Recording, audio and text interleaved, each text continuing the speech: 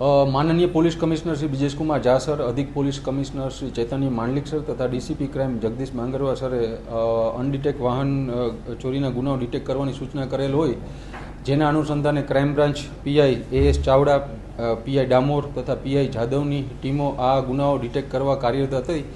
એ દરમિયાન technical surveillance તથા human ઇન્ટેલિજન્સની મદદથી ક્રાઇમ બ્રાન્ચ પીએસઆઈ વીડી રાવલિયા, ડીપી ઝાલા તથા વીડી ડોડિયાની ટીમને ગુજરાતના અલગ અલગ જિલ્લાઓમાંથી 4વ્હીલર ગાડી ચોરી કરતી એક આંતરરાજ્ય ગેંગના 2 સાગરીતોને પકડવામાં સફળતા મળેલ છે। આ ઓપરેશન દરમિયાન ક્રાઇમ બ્રાન્ચની ટીમને કુલ 11,70,000ની કિંમતની 3 4વ્હીલ કાર કે જે એક અર્ટિગા તથા 2 સ્વિફ્ટ કાર પણ કબજે કરવામાં આવેલ છે। અને આની સાથે ધરપકડ થતાં સુરેન્દ્રનગર, જામનગર તથા મહેસાણા પોલીસ સ્ટેશનના વાહન ચોરીના કુલ 3 ગુનાઓ પણ ડિટેક્ટ કરવામાં આવ્યા છે। આ આરોપીઓના નામ જોઈએ તો એક પકડાયેલા આરોપીઓ પહેલો છે મુકેશ કુમાર મોહનલાલ મેઘવાડ, કે રાજસ્થાનના પાલીનો રહેવાસી છે। આ આરોપીનો ગુનાહિત ઇતિહાસ ઘણો મોટો છે। તેના વિરુદ્ધ સુરેન્દ્રનગર, વલસાડ તથા પૂર્વ કચ્છમાં ઘરફોડ ચોરી તથા ધાડના ટોટલ 4 ગુનાઓ દાખલ છે।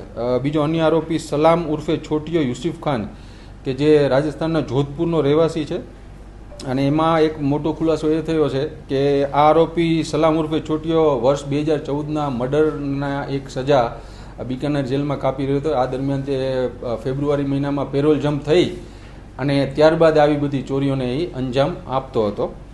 અને હાલ આ બંને આરોપીઓને પકડી અને સંલગ્ન પોલીસ સ્ટેશન સોંપી ત્યાં જ વધુ તપાસ તજવીજ ચાલુ છે। આ બંને આરોપીઓની ચોરી કરવાની પદ્ધતિ ખૂબ એક હાઈટેક અને ખૂબ અલગ હતી।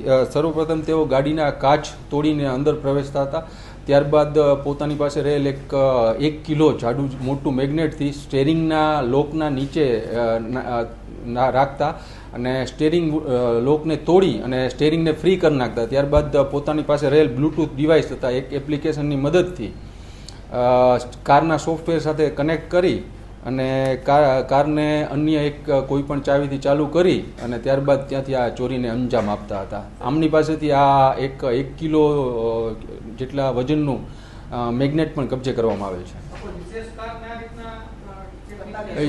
સૌથી વધારે તેઓએ સ્વિફ્ટ અને અર્ટિગા કાર જ વધારે ચોરી કરે છે।